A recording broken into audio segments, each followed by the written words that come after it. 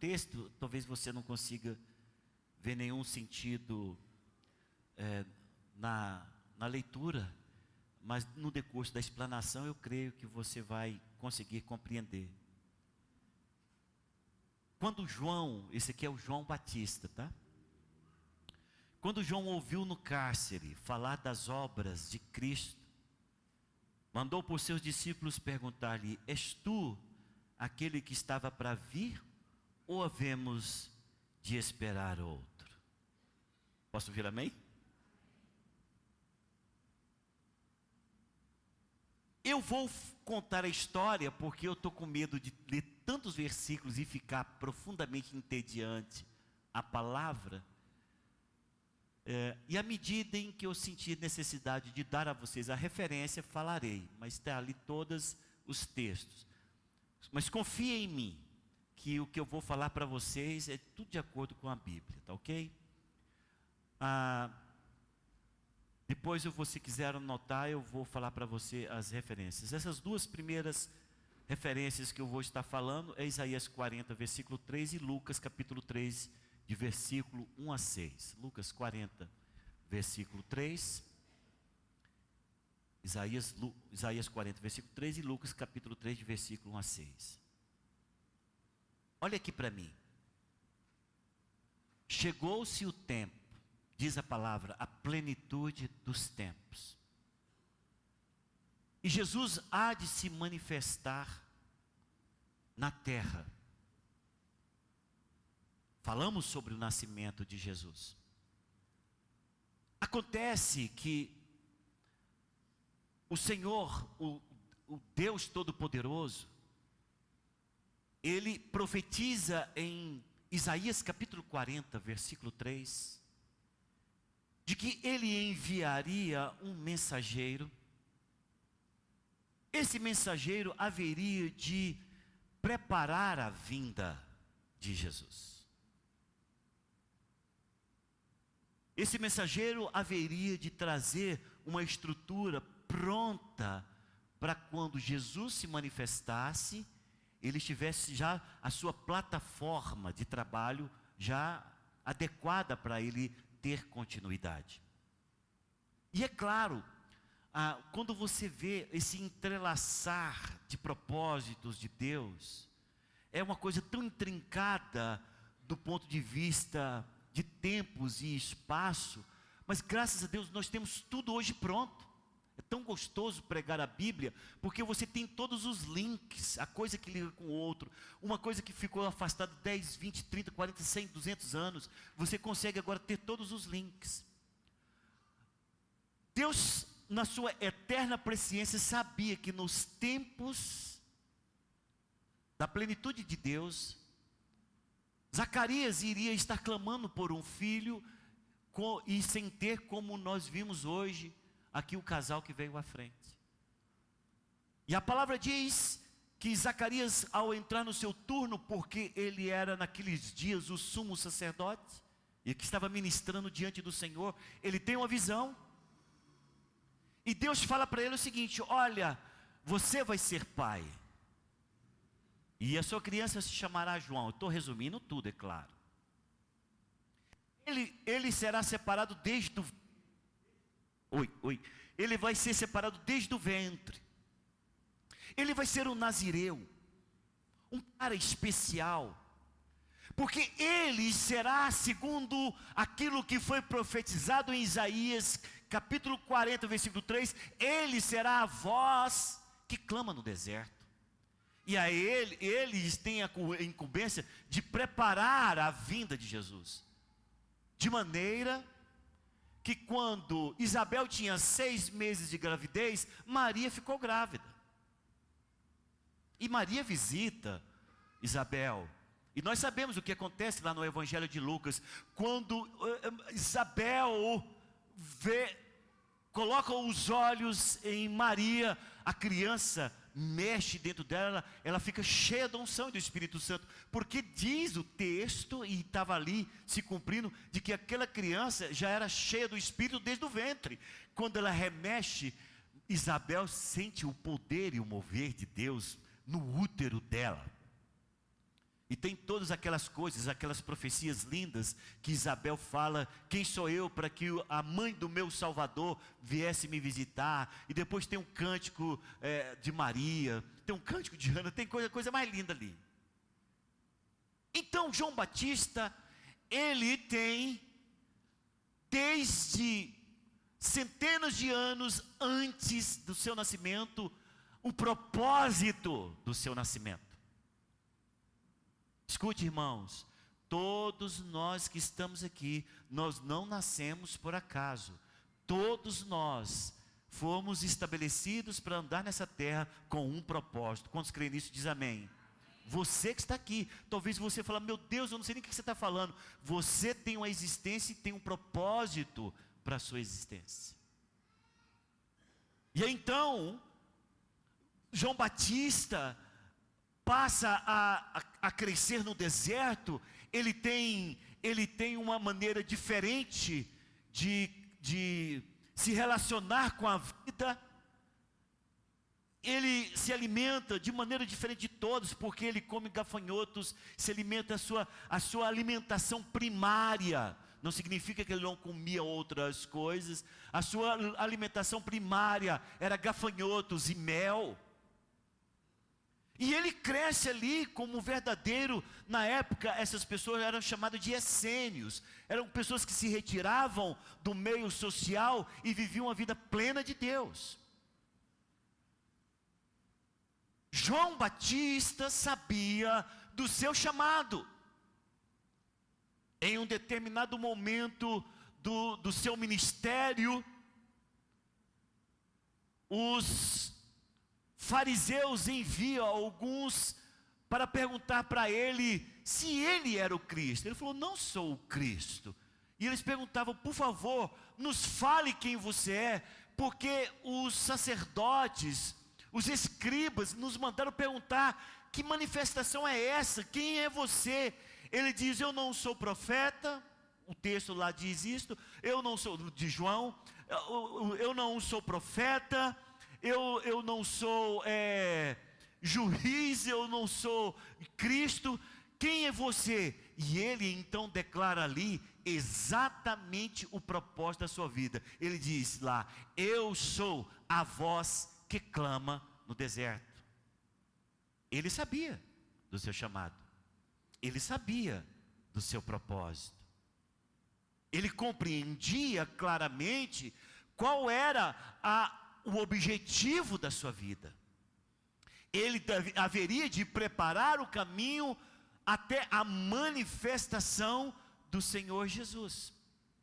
Escute, irmãos, uma das coisas mais importantes que precisamos ter em nossas vidas é saber qual o propósito de Deus para as nossas vidas.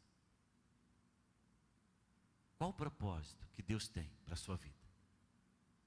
Se você, sentado num banco desta igreja,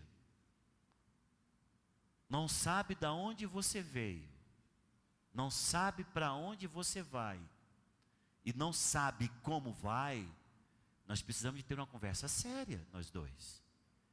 Porque você não pode pensar que a sua vida está resumida nisto: em um dia você ter aceitado Jesus, cruzar os bracinhos, sentar aí e esperar a morte chegar ou Jesus te arrebatar. Não, você não pode pensar nisto.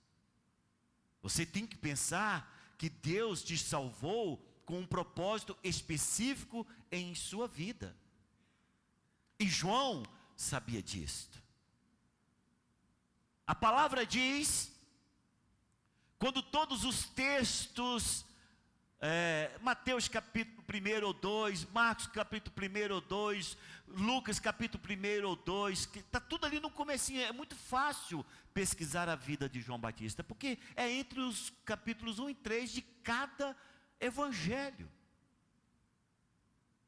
E em um dos começos desses evangelhos diz: naqueles dias apareceu João Batista pregando pelas bandas da Judéia, e diz a palavra, e toda a Judéia e Jerusalém vinha ter com ele. No Evangelho de João, ele incrementa mais: multidões vinham ter com ele. E é claro, irmãos, quando nós estamos no centro da vontade de Deus, e aquilo que a Sara falou, ele capacita aqueles que ele escolhe. Então ele estava capacitado, habilitado, cheio de poder. Ele não precisou de ir nas cidades. O Espírito Santo incomodou as multidões, e a palavra diz que todos iam ter com ele. Ele pregava o evangelho do arrependimento e eram batizados. Multidões foram batizadas por João Batista. Pastor, quanto tempo João Batista fez isso? Os teólogos afirmam que não foi mais do que 6 meses. Porque João Batista, ele tem a sua maioridade reconhecida como de Jesus. Ele tem a sua maioridade reconhecida aos 30 anos de idade, e ele completava 30 anos de idade 6 meses antes de Jesus. Em um ministério de 6 meses, revolucionou, impactou toda Jerusalém, Judéia, Samaria, toda aquela região foi impactada por um ministério, porque Deus era com ele. Porque era um ministério que Deus já havia profetizado pelo profeta Isaías. As multidões vinham ter com ele, e ele batizou todas elas, e ele era muito firme nas suas palavras. Quando ele começou a ver alguns saduceus, quando ele começou a ver alguns escribas, quando ele começou a ver alguns fariseus que vinham ter só para espionar o seu trabalho, ele foi muito duro. Ele chamou de raça de víboras. Ele falou que o machado de Deus estava colocado à raiz, e de que se eles não apresentassem frutos dignos de arrependimento, eles seriam cortados. Era um homem firme. Mas as multidões foram completamente impactadas por João. E a festa estava maravilhosa na vida deste homem. As multidões chegavam para ele, e ele começou a ter discípulos, muitos discípulos. Os discípulos o jogavam para cima e diziam: você é o cara. E por mais que o João se preparou para este momento, ele ficou impactado com isso, porque é bom, irmãos, as pessoas elogiarem, jogarem para cima, né? A Sara acaba de cantar num casamento, as pessoas falam assim: maravilhosa, gostei demais. Obrigado. Ela, claro, ela não vai deixar se encantar por isso, mas um elogio sempre é bom, não é assim? Se joga para cima.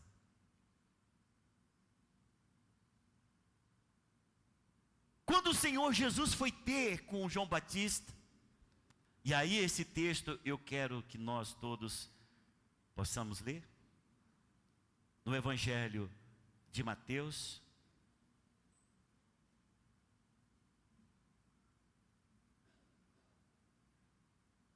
Mateus capítulo 3, versículo 15.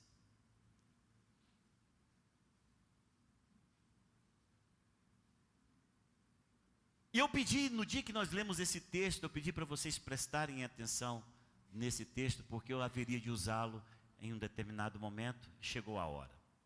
Em Mateus capítulo 3, versículo 15 diz: mas Jesus lhe respondeu: deixa por enquanto, porque assim nos convém cumprir toda a justiça.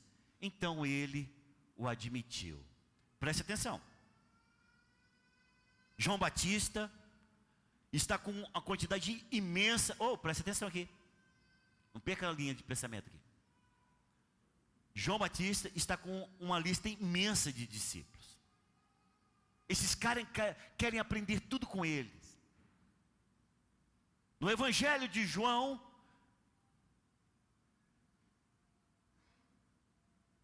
os discípulos falam a respeito de que João ensinava até a orar.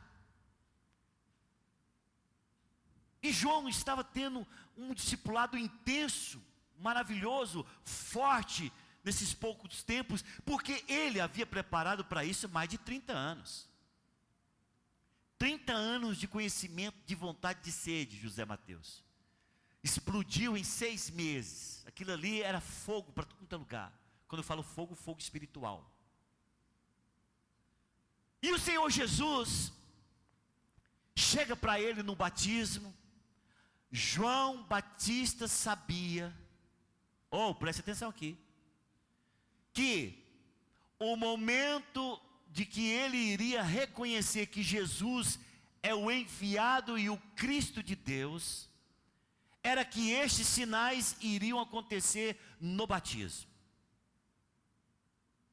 De que ao descer nas águas, Jesus Cristo, ao subir, João Batista iria ver o Espírito Santo não sobrevoar Jesus, mas pousar nele e habitar nele.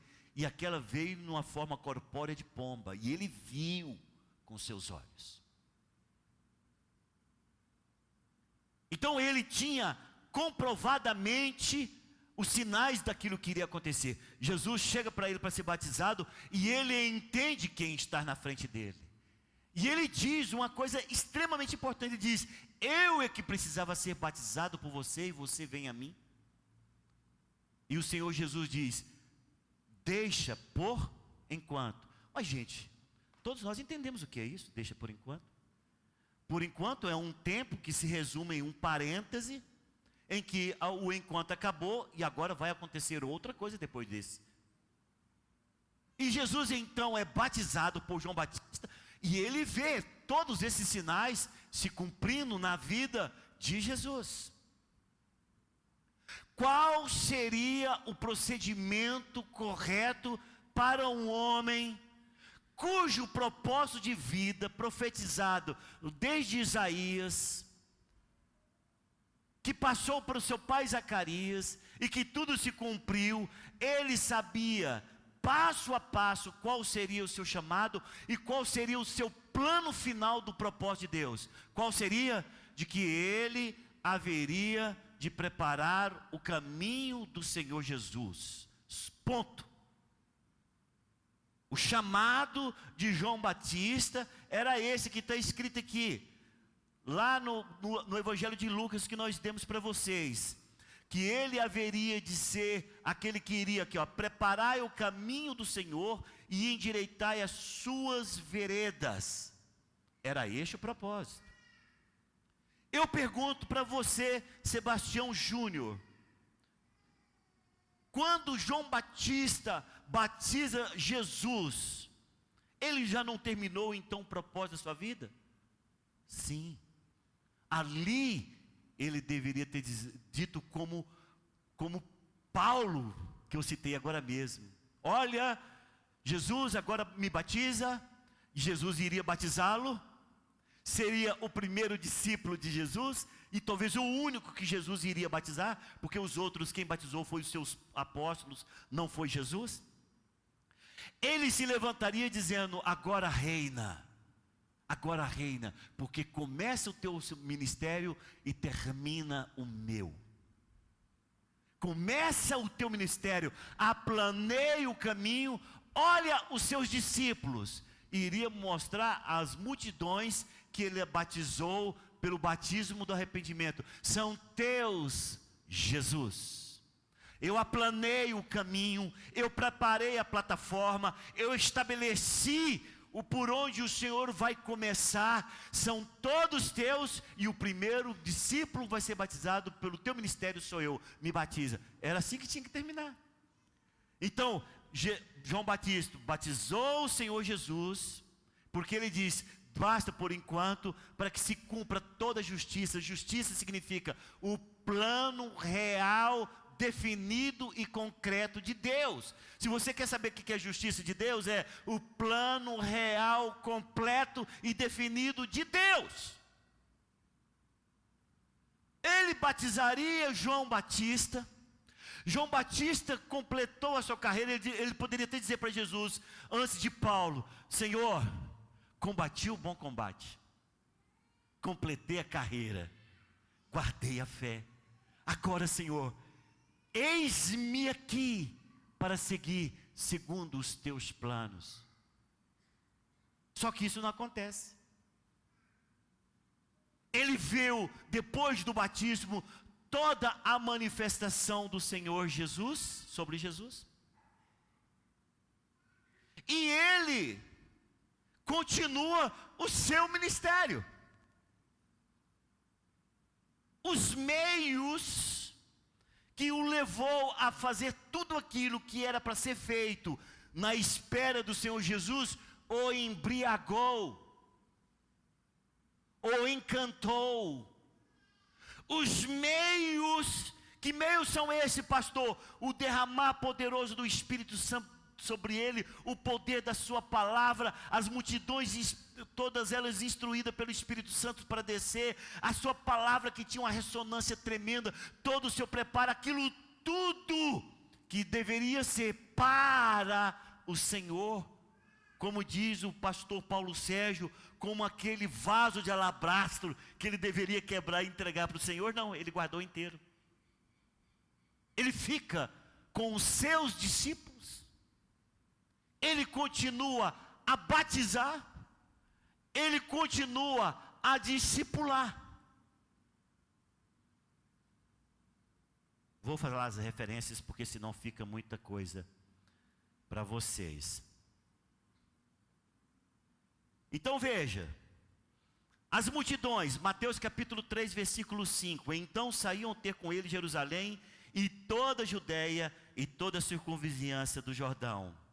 Mateus capítulo 9, versículo 14. Vieram depois os discípulos de João e lhe perguntaram: por que jejuamos nós e os fariseus muitas vezes e os teus discípulos não jejuam? Os discípulos continuaram uma prática religiosa ensinada por João. Ele não soube frear o seu ministério, José Mateus, e entregar para Jesus. Ele continuou. Sabe por quê, irmãos? Porque isso não acontece na sua vida, na vida de João Batista, não acontece na vida de todos nós. Talvez vocês encontrem pessoas que dizem: ah, Senhor, me dê um carro para a glória do teu nome. O Senhor dá o carro, ele nunca mais dá glória ao Senhor. Ah, Senhor, me dá uma chácara e uma fazenda para a glória do teu nome. O Senhor dá uma chácara, ele não vem mais na igreja, não congrega mais com os irmãos, porque ele vive na chácara e na fazenda. Ah, Senhor, eu quero tanto aprender a cantar para a glória do teu nome. A pessoa, Deus dá o dom e o talento, a pessoa vai cantar no mundo. Para quem não sabe, Elvis Presley, que eu fui muito fã dele, ele era evangélico. Morreu consumido pelas drogas.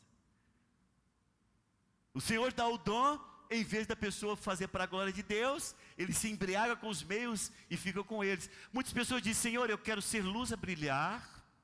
Lá no Evangelho de Mateus, capítulo 5, versículo 13 e 16. Eu quero ser luz a brilhar, eu quero ser sal a temperar. Me coloca em qualquer lugar. Coloca ela em qualquer lugar para brilhar. Em vez dela brilhar, ela é tomada de nós.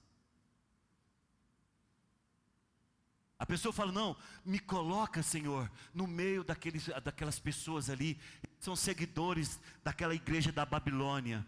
Me coloca lá no meio deles, porque eu quero brilhar, eu quero pregar o evangelho. Aí o Senhor, através de umas portas que abrem, e a pessoa entra lá, em vez de pregar o evangelho, eu estou vendo muitos membros lá, na igreja, que é outro contrário, que ele tinha que ser luz a brilhar, ser sal a temperar, ele se transformou, se desconverteu. Sabe como é que é o nome disso? É você pedir algo para Deus, é você pedir uma obra de Deus, e você amar mais a obra do que Deus. Vou explicar para vocês.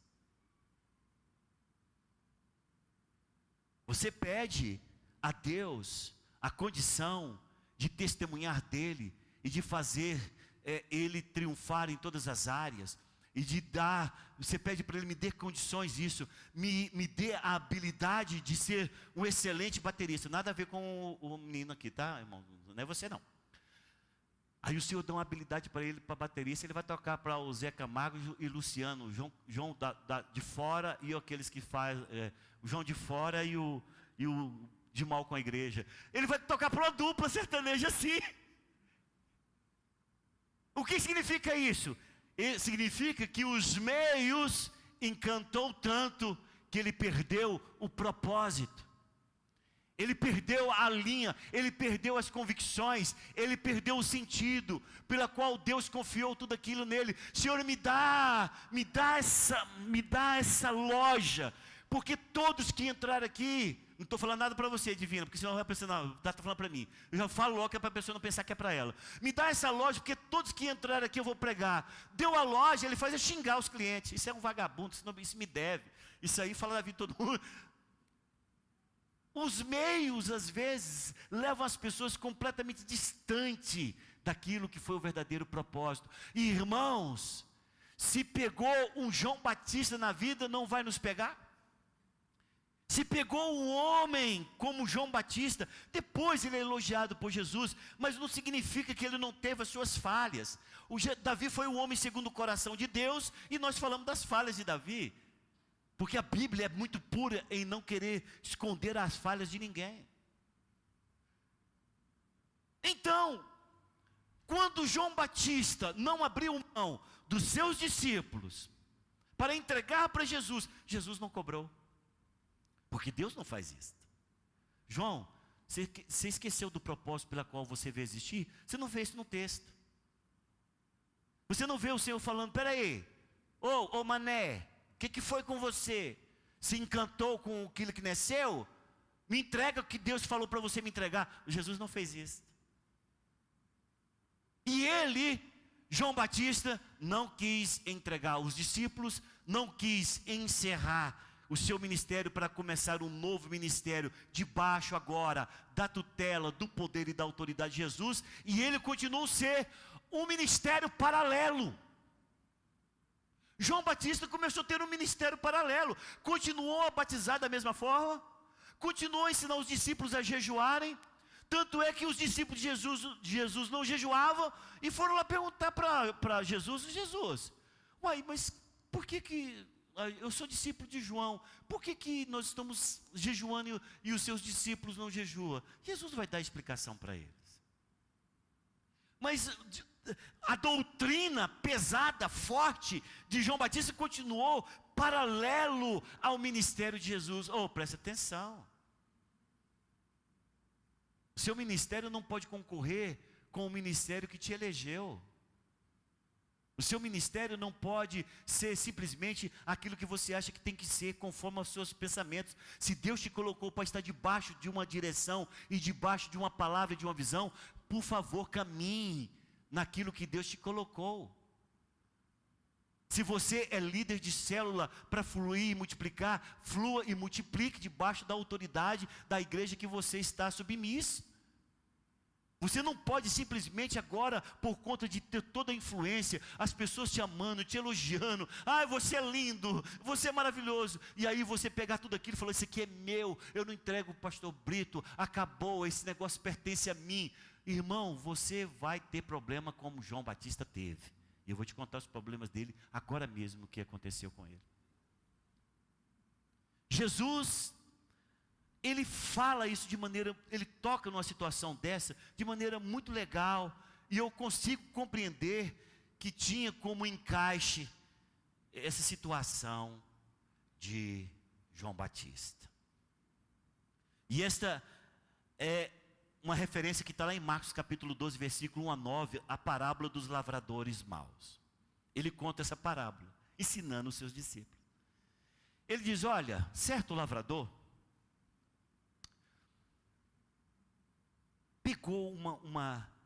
ele pegou uma fazenda, plantou uma vinha, cercou de uma cerca, construiu um lagar onde iria espremer as uvas, né? Edificou uma torre e arrendou-a para algumas pessoas, e se ausentou e falou, olha, daqui a alguns tempos, João Batista, você vai cair.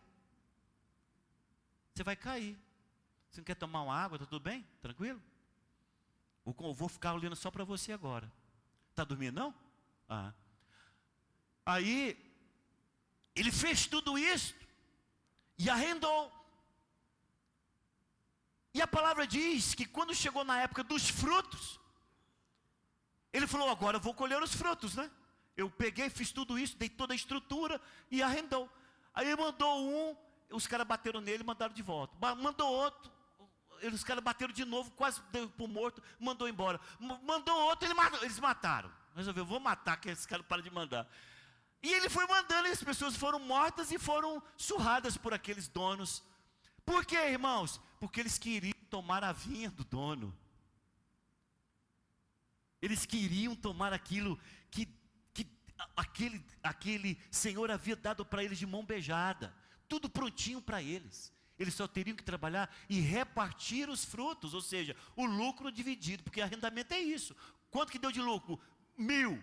Então 500 seu, 500 meu, porque eu te dei tudo pronto. Não, eles queriam ficar com tudo. Eles não ficaram satisfeitos com o meio pelo qual eles iriam prosperar. Eles queriam ficar com a prosperidade e com os meios. E no final o dono da vinha falou, vou mandar meu filho, quem sabe eles respeitam. Aí sabe o que os caras planejaram? Falaram assim, olha, ele é o herdeiro, vamos matar ele, porque aí sim, agora ficou definido, fica para nós. Aí o Senhor conta nessa parábola, o que vai fazer o dono daquela vinha? Vai chegar, vai trazer um juízo pesado sobre aquelas pessoas, tirar a vinha daquelas mãos e colocar para outras pessoas. O Senhor estava falando exatamente disto, de que nós às vezes pegamos aquilo que é do Senhor e tomamos como nossa posse. O carro que você anda é do Senhor, sim ou não? Pelo menos deveria ser, se sua vida pertence a Ele, tudo que é seu e tudo que você tem pertence a Ele. A sua casa pertence ao Senhor, tudo que é seu pertence ao Senhor. Pelo menos eu falo isso para o Senhor, tudo que sou, Senhor, e tudo que tenho, foi o Senhor que me deu. É do Senhor, pertence ao Senhor. Eu tenho que administrar isso tudo para conservar o que é de Deus, mas eu sei que tudo pertence a Ele. Se Ele tirar e se Ele tomar, glorificado seja o nome do Senhor, porque tudo pertence a Ele. É isso que Deus quer explicar a respeito do seu dom, do seu chamado, do seu talento, da sua luz, do seu sal, da sua casa, do seu trabalho, da sua chefia, da sua empresa. É isso que Ele quer dizer. Para você não se encantar com isso e ter a sua vida finalizada somente nisto.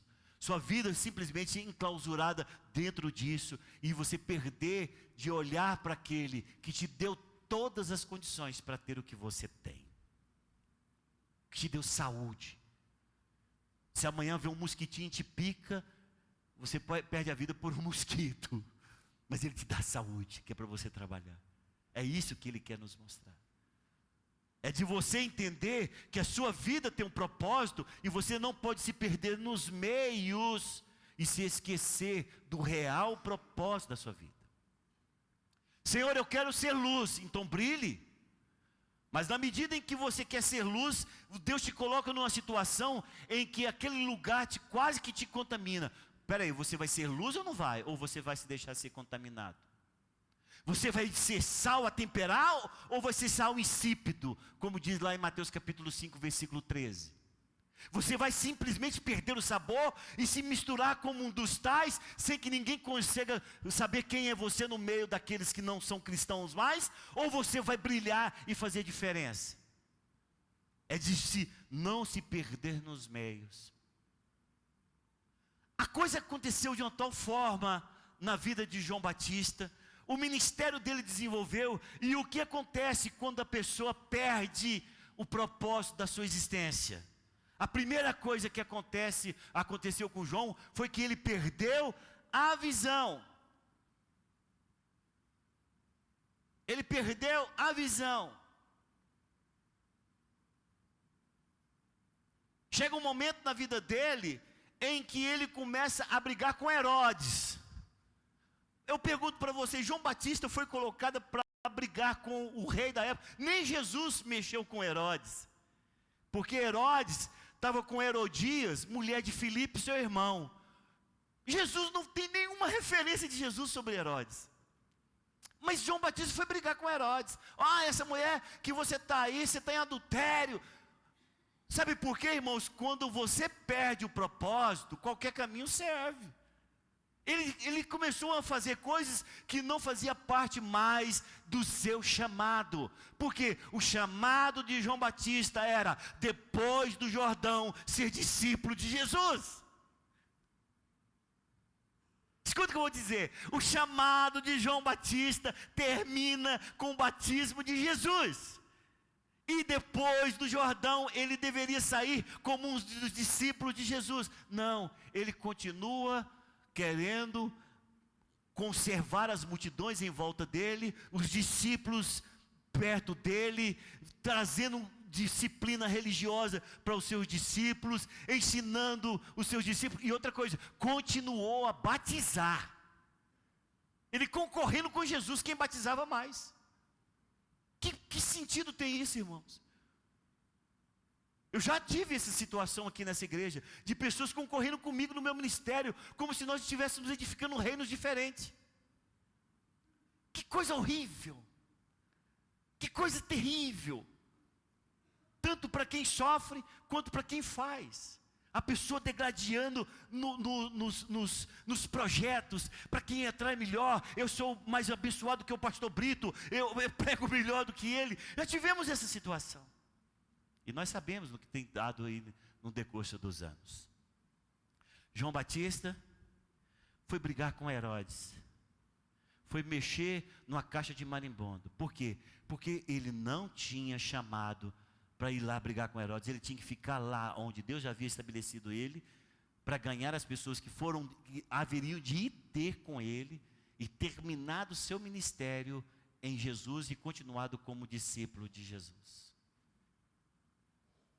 Quando você perde esse propósito, acontecem coisas descabidas como esta.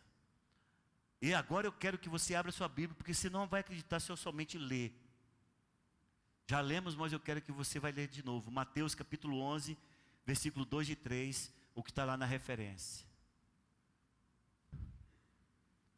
Eu quero que você abra, irmão, porque agora eu vou dar nova ênfase aí. Evangelho de Mateus capítulo 11, versículo 2 e 3. Quando João ouviu no cárcere, por que ele está encarcerado, irmãos? Porque foi brigar com Herodes. Foi mexer com Herodes. O que você quer mexer com Herodes? Não, ele vai ver, o juízo de Deus vai vir na vida dele, o machado vai cortar ele. Foi preso. Nada a ver com o ministério e com o chamado dele.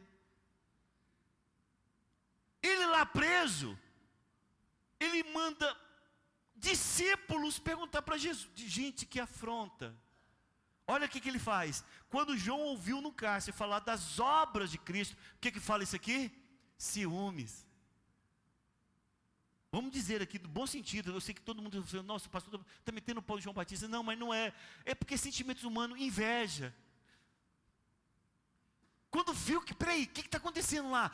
E os discípulos de João Batista chegavam lá, está vendo cura, libertação, rapaz, leproso sendo curado, ressuscitação de mortos.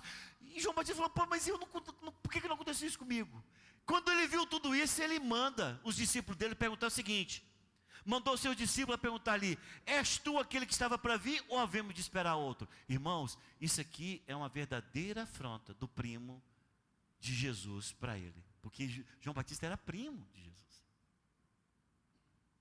Por que, pastor, que é uma afronta? Porque o cara viu a manifestação sobrenatural de Deus sobre a vida de Jesus. O cara viu o Espírito Santo descendo. O cara ouviu uma voz que veio do céu, dizendo, este é o meu filho amado, nele me comprazo. O cara viu a manifestação poderosa de Deus na vida dele. O cara viu no outro dia e disse lá no Evangelho de João, ele diz, eis o Cordeiro de Deus que tira o pecado do mundo. Ele tem revelação, ele é canal do mover de Deus. Mas quando a pessoa perde o propósito, quando a pessoa simplesmente se encanta com os meios e gruda como sendo dele, ele começa a perder a sua visão tão descabida, a ponto de perguntar para aquele que ele tinha aplanado os caminhos, se ele era ele. É a mesma coisa de perguntar para o Souza Júnior, Souza Júnior, você é o Souza Júnior? O cara falou, que pergunta é essa? João Batista manda perguntar para Jesus, se era ele, o que haveria de manifestar? O Senhor, é claro, está vendo a situação terrível em que o coração de João se encontra. Mas o Senhor não se levanta para falar, porque o juízo ele não veio para juízo, ele veio para salvação. Ele só fala para os discípulos, fala para ele, não fala nada, veja o que está acontecendo aqui, e só dá o testemunho para ele, do que vocês viram. Eu não vou ter que defender meu ministério para João Batista. Estou colocando agora aqui nas minhas palavras, tá? Jesus falando, eu não vou ter que ficar debatendo com João Batista e mostrando para ele os erros que ele está cometendo com relação ao ministério. Eu não vou ter que fazer isso com João Batista. Eu quero que vocês que são discípulos dele, olhem o que está acontecendo aqui e fala para ele o que está acontecendo.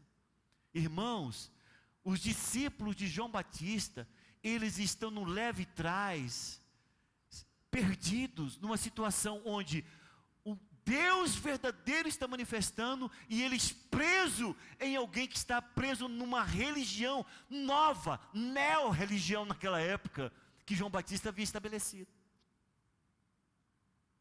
Toda confusão gera na cabeça e no coração de alguém que, deixando os seus propósitos, se agarra nos meios. Se grudam nas situações que te dão maior prazer e relevância, e você esquece do porquê que foi colocado aquilo nas suas mãos. Imaginemos aqui, estou olhando aqui para o Flávio, sempre os que estão aqui a gente vai pegar como exemplo, que Deus derrame um poder tão tremendo, e eu quero que isso não seja somente fala, viu, Flávio? E o Flávio agora começa, aonde ele põe a mão a cura, aonde ele põe a mão manifesta o poder de Deus, onde põe a mão as coisas acontecem, e ele fala a coisa acontece. Aí ele, agora tira você, senão eu vou ficar por exemplo. Aí a pessoa vai e pega tudo isso e fala, vou abrir minha igreja. Pastor Brito não põe a mão, as pessoas não curam. Pastor Brito ora, as pessoas não tem manifestação. Eu é que sou a vida dessa igreja. Só que Deus deu a ele esse poder para coroar o meu ministério. Ele não está entendendo. Ele está pensando que Deus deu a ele o poder porque ele é melhor do que eu. Deus deu a ele o poder porque ele achou que ele é mais bonito, o cabelo dele não caiu, o meu caiu, tá tudo bem. Aí ele, pronto, ele acha que ele é o mais. Aí ele abre a igreja do Flávio dos últimos dias. Compreendeu? É isso que está acontecendo com João Batista. Ele pegou toda a manifestação que Deus havia dado para ele, para coroar, para dar glória ao Senhor Jesus, e ele não quer entregar o bálsamo, cara. Ele não está querendo entregar o vaso. Ele fala, não, ficou caro demais, eu vou ficar com ele para mim. É isso que está acontecendo com João Batista. E quando um cara se perde, segurando aquilo que ele não deveria segurar, e pegando aquilo que ele não deveria pegar, e segurando a honra que ele deveria dar, e ele não dá, o cara fica descabido dessa forma, a ponto de fazer uma pergunta que afronta a manifestação sobrenatural de Deus na vida de Jesus. Aí você pergunta, o que acontece com uma pessoa dessa? Perde a cabeça. Uma pessoa dessa perde a cabeça, perde a vida. Porque já que você não consegue reconhecer o que você deveria fazer, Deus tem que interromper o que você está fazendo, porque maior do que você é o reino dele. Maior do que todos nós, irmãos, é o reino dele.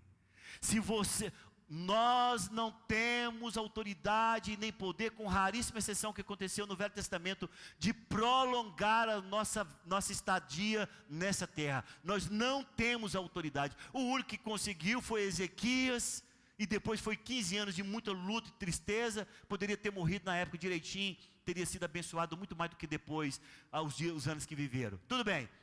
Mas nós não temos autoridade de prolongar os nossos dias, porque todos os nossos dias foram escritos e determinados, quando nenhum deles havia ainda. Todos entendem isso? Diz amém. Mas você pode abreviar os seus dias. Nós não podemos prolongar, mas você pode abreviar. Sabe como que você abrevia? Quando você foge ao plano e ao projeto que Deus estabeleceu na sua vida. Se você começar a atrapalhar o reino de Deus, como João Batista atrapalhou, você perde a cabeça. Do nada, irmão, uma festa pagã de aniversário lá, a menina dança toda esquelética lá, Herodes fica louquinho com ela, a coisa toda podre, porque o cara gosta da mãe, mas a filha encantou ele com a dança. Ele fala, pede metade do reino, e ela pede a cabeça de João Batista, mas porque tinha propósito, João Batista, ele estava se interpondo na manifestação do reino de Deus. João Batista simplesmente saiu do real propósito pelo qual Deus havia estabelecido. Ele não atendeu aquilo que Deus havia colocado em suas mãos. Ele não compreendeu a finalidade da sua vida. Ele quis prolongar e assumir e usurpar aquilo que não lhe pertencia. E sabe o que aconteceu? Perdeu a cabeça. Tem duas pessoas que perdem a cabeça no Novo Testamento: João Batista e o Paulo. Só que ele sabe que vai perder a cabeça, porque não importa a maneira como ele vai morrer. E aí ele escrevendo a Timóteo, lá 2 Timóteo capítulo 4, versículo 7, ele diz: Timóteo, eu sei que eu estou sendo oferecido por libação, eu estou sendo entregue como oferta a Deus. Eu sei que a minha cabeça vai rolar, porque o meu tempo é chegado. Eu combati o bom combate, eu completei a carreira, eu guardei a fé, sem nenhum problema. É uma cabeça que rola bonito, entende? Antes da cabeça dele cair e rolar, ele já estava no céu. Porque esse Paulo, ele diz, em tempestades no mar muito mais, apedrejado muitas vezes, sofrido, surrado, apanhado, preso, em jejum muitas vezes, correndo risco de vida entre os próprios irmãos, correndo risco de vida entre os judeus. Mas irmão, em nenhum momento ele teve medo da sua morte, porque ele estava debaixo do propósito de Deus. Paulo estava debaixo do propósito. Ele falou assim: ninguém vai se perder nesse barco aqui. Para aí, o que foi? Ninguém vai se perder. Eu não posso morrer. Deus tem propósito para mim. E por causa de mim, ele fala lá no barco, nenhum vai morrer, porque eu estou aqui. Sabe qual foi a salvação de vocês? Por causa da minha vida, ninguém se perde. O anjo me falou. Sabe por quê, irmãos? Quando você caminha no propósito de Deus, a sua vida não é ceifada antes do tempo. Mas quando você peca e erra, como João Batista, perde o fio da meada, perde o contexto, perde as referências, perde o reconhecimento, não compreende a quem deve honrar, a quem deve entregar, o que deve fazer, entra em circunstâncias que não são suas, se deixa contaminar pelo pecado, agora eu estou tirando João, se deixa se envolver pela penumbra, se deixa se envolver pela idolatria, se deixa se envolver por presentes que te dão. Tem pessoas que trocam a sua fé por presentes. Estou fazendo a massagem aqui, estou trocando a minha fé por isso. E eu estou falando aqui diretamente com essa igreja, que eu sei que tem pessoas trocando a sua fé por massagem, ou por fisioterapia, trocando a fé. Lá a Babilônia está me atendendo prontamente. Eu estou trocando a minha fé, eu estou trocando a minha fidelidade pela massagem que eles me dão no cotovelo. Meu Deus, como é que é isso? Cadê o propósito pelo qual você foi estabelecido no reino de Deus? Nossa fé não está à venda. O propósito de Deus na nossa vida não está à venda. Nós somos sal para temperar, e nós somos luz para brilhar. E nós iremos caminhar neste propósito, numa linha muito tênue, meu irmão. E temos que orar com temor e tremor para não vacilar no caminho.